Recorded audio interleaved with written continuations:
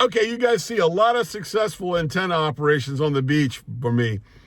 This isn't going to be one. It's cold. It is so darn cold. It is 17 degrees Fahrenheit here. That's -8 Celsius. The beach is right in front of me. I'm pulled up. This is the parking lot in front of the beach. Bitter cold. Now, I had a great idea. I was going to design some new antenna. I called this thing the VDX20, the Vertical DX20. What I did was, with modeling software, I got on and while I was bored and stuck in the house while it was snowing, said, you know what, I got a 16-to-1, I got a 600 ohm, basically a match, a 12-to-1 Balun. What can I make? Can I make a vertical that'll fit on a 10-meter pole, my 10-meter DX Commander pole, that will be a DX, low radiate, low angle, low takeoff angle antenna that'll radiate low. So modeling this thing, boy, this thing looked really good. I mean, it's got a very low takeoff angle, great gain, and yeah, it looked like it was a great antenna. It really did. I'm saying it really did because I'm talking after the fact. I put the antenna up. Let's take a look at it first. Here I am putting the antenna up. Well, here we go on this windy day as the sun is rising. Wow, there's the beach. As you can see it. It's nice to be able to pull right up to it. There's the sun rising. Oh, here we go. This is it. There's the Palomar Engineers Bullet, a 12-to-1 Balun I have there. I also have the nice choke here. I will put a link to both the choke and the Balun here if you're interested. There's the DX Commander, 10-meter expedition pole, and there it is, all the way up in this wind, just blowing, baby, blowing. And whew, there you go. I've got 50 feet of coax. I got wrapped through the dune there and then back to the Jeep. So there's the antenna. Let's get back in the Jeep and I'll show you the setup. We'll see how things are going as we have sunrise here. Let me back up and get a better view of everything here. Sunrise on the beach. Very, very, very, very windy beach. But there's the antenna as she's blowing. Wow. It's gonna be a tough day. Hey, I just want to get out and play radio. So here we go. And here in the Jeep, sitting on the blue bucket in the seat next to me, is an old friend, a new friend, I should say, that's an oldie. The original first generation FT991 from Yaesu. Got it. I got this to take out on the beach. I got a heck of a deal on it, and I don't mind getting it dirty because it's old and used, and I got it at half the price of a new one. But one thing different in the old one is you see the SDR, the waterfall. You have to hold down. You can't hear, and it sweeps the band and stops. They improved that with the A, obviously, if you're a 991A. That, to me, that's the big difference between the two. I don't care. Usually when I'm on the beach, it's sunny anyway. So let me get going here and see if we can get on the air and make a contact, work some DX, and see how this thing goes. Okay, after getting it together, brought my trusty friend to make sure that SDR was where it said it would be. Nowhere near it, man. Sky high, rocket sky high. But you know what? I brought, and I knew just in case that happened, I brought with me my ATU 100 a tuner. I figured I'm going to tune this thing one way or the other and see if I can get out. And with that, I also had talking and messaged my friend Bob of VK4BOB, and we're going to try to meet up. I wanted to make a contact on the hopefully on the Southern CrossNet. I ran into a problem there. This is the problem on the Southern CrossNet right here. This is what sucks right here. Nice and quiet everywhere on the band except 14238 where the Southern CrossNet is. As soon as I get there, there's some QRM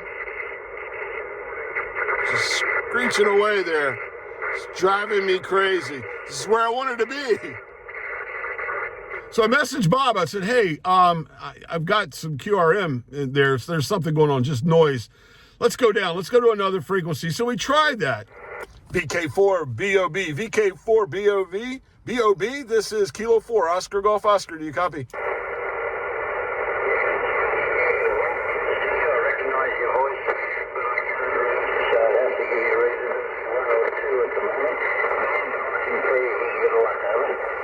Yeah, roger that. The band is just opening here, just getting open. So I think conditions will get better. But hey, I got you there about an S3 here on this end. So Bob messaged me, hey, I could hear you. You could hear me. It was only like a 1x1. It was horrible. So, wow, I'm sitting here thinking, man, I should have not tried to be cute and design some kind of new antenna and do something. I should have brought probably my vertical half wave. That way I could get out quick. I wouldn't have to lay down counterpoise wires. Just have my little, what I call the 5% of a half wave. So that's the antenna I should have worked with today. So with that said, I think, I'm here. Let's play around. Let's try some other stuff. And this is what I did. Okay, I removed the choke, which is really going to change the dynamics of this thing because, yeah, it's a fail, but I'm going to try to retrieve the fail. Now that'll be working. Obviously, the coax is going to give it some properties of a counterpoise. Boy, you want to talk about cold. Look at the ice on the end of that out there. The ice on the rocks, too, as well. Woo, it's cold. Let me get back in the Jeep.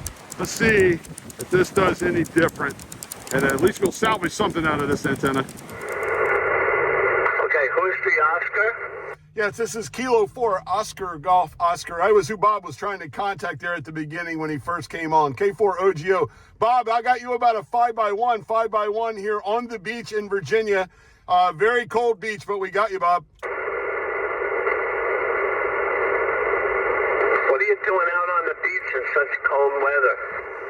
I DX on the beach with verticals, and I'm tired of being inside, so I'm sitting in my warm Jeep right now with a vertical on a 10-meter pole here, trying to make some contacts, make a little DX contacts. Okay, that sounds great. Well, you're 5'7", near Pensacola, Florida, over. Oh, good. That's good to know. I've got a strange contraption of an antenna. I'm playing around with wires, so I'm just glad that I'm getting out at all, to be honest with you. I was kind of hoping trying to catch Bob. He and I had contacted earlier, and I think he heard me earlier, but we've been moving around. I've got noise on certain frequencies, but man, thank you so much. At least I got to give him a shot there. Okay, you're fading on me. Bob, VK4 Bravo, Oscar Bravo. Are you copying the station out on the beach in Virginia, over?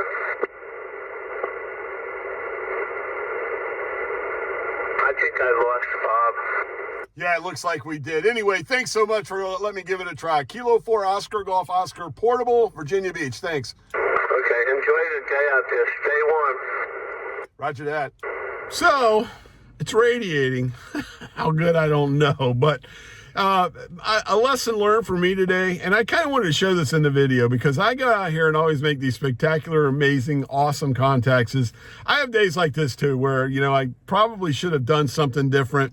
And I got a little overconfident on what I was going to do with an antenna or what have you. But that's what it's all about, is experimenting. Now, one thing I did find out that when I was modeling this thing is that the SWR curve, although it went down into the 20 where I wanted it to be a monobander antenna, even though it dipped down there, it also started taking a dip at the 10-meter band. So I said, what the heck, let's tune it up and see what we can do with 10. Now, I noticed in the model of this thing, when I made it, the 10-meter band, the takeoff angle was nowhere near as good as on 20. It really was up high, like 35, 40 degrees. But what the heck? I'm going to get on the 10-meter band and try it out. Was it Annie and Oscar? Yes, this is Kilo 4 Oscar Golf Oscar. Give it another try. Was it Kilowatt 4 Oscar Golf Oscar Portable. Okay, portable. Okay, Kilo 4 Ocean, Golf Ocean, portable. Roger. Roger. I'm on the beach in Virginia Beach, Virginia, with a Yaesu FT991. I have a vertical antenna about a wavelength long, and I'm sitting inside the Jeep because it's very cold, about -8 here or there. But your signal is lovely. 5.9, great signal here to the coast of Virginia. Roger that. Okay, thank you for the 5.9. Copy you there, 5.2 here. From the portable, over. Hey, thanks for the 52 on the portable there. It's good to make that contact and also to get you there. What a great DX contact for me. I've never had a contact to your island, so good to make that contact, my friend. Yeah, no problem. Thank you for stopping by your beach in And some magic happens. Man, how cool is that? A new DX entity for my log. It was wonderful. And that's just what I love about getting out portable. Now I'm happy, man. It's been a struggle all morning. All the aggravation, all the freezing cold or whatever for that contact was well worth it for me on 10 meters, man. That was epic, epic. I'm going to get back on 10 now and play some more. Kilo 4, Oscar, Golf, Oscar. Kilo 4, QFB, up and down. Kilo 4 again. Kilo 4, Oscar, Golf, Oscar. Okay, Kilo 4, Oscar, Germany, Oscar. Thank you, Walter. You are 5 and 4. 54, Russia. Well, I got a Jeep running, and it's cold. I got to warm up before I go out there and take the antenna down, because that's going to be a cold venture as well. You can see coax all wound up in the back. I started off with 50 foot, the brand new roll, 50-foot low loss coax, some really good coax. And, but it was like making a coil all the way around, and it was too long. So I if you noticed, I switched it up when I took out the choke and used a shorter piece of coax, which is probably what I should have started with anyway. That's one of the things about operating portable. Lessons learned. Just go out and do it. Make the mistakes and then correct them. And you never know what's going to happen on any day, especially when you get in a good location, get away from noise, get away from things. Although I had some terrible noise here, and there's some power lines behind me. Maybe that was caused it. The wind was blowing like crazy. I mean, the antenna is just blowing everywhere because of a kind of a nor'easter type gale coming off of the bay, and it was tough. But I wanted to get out portable. Do I have regrets? Yeah, I wish I'd have come out here with a proven known antenna. I probably would have really been talking to VK this morning and having some fun. But it is what it is. It's cold. It's going to warm up this week. It's going to warm up for me a whole lot. Next weekend, I'm going to be in Orlando, Florida, and I can't wait to get down there. I am ready for spring.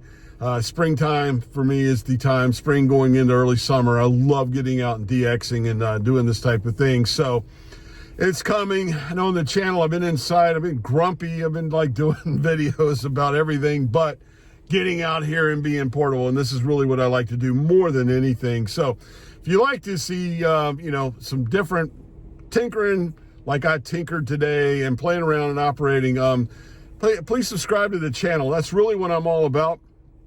If you're new to ham radio, if you're new to HF, get out and make mistakes. That's how you learn. I learned a lot today. I learned that you can't always trust a model, or maybe the model was right. I just don't have it tweaked right or well enough.